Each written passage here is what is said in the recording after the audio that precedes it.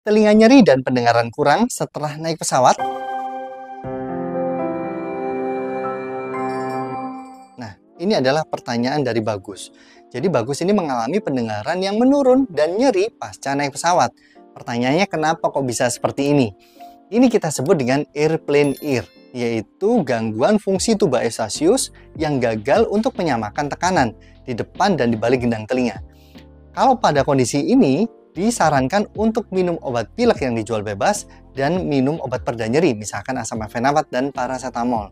Namun, apabila belum membaik juga, disarankan untuk segera ke dokter.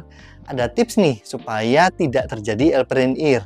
Misalnya, apalagi kalau misalkan kita keluhan batuk pilek ya, kita pastikan untuk minum obat pilek 4 jam sebelum naik pesawat untuk menanggulangi airplane ear. Minimal keluhan ini tidak berat atau tidak terjadi. Apabila mengalami airplane ear, apakah harus segera ke dokter THT terdekat? Ini adalah pertanyaan dari Nela. Jadi kalau misalkan mengalami airplane ear seperti telinga rasanya kesumbat ataupun rasa nyeri di dalam telinga, tidak harus langsung ke dokter THT.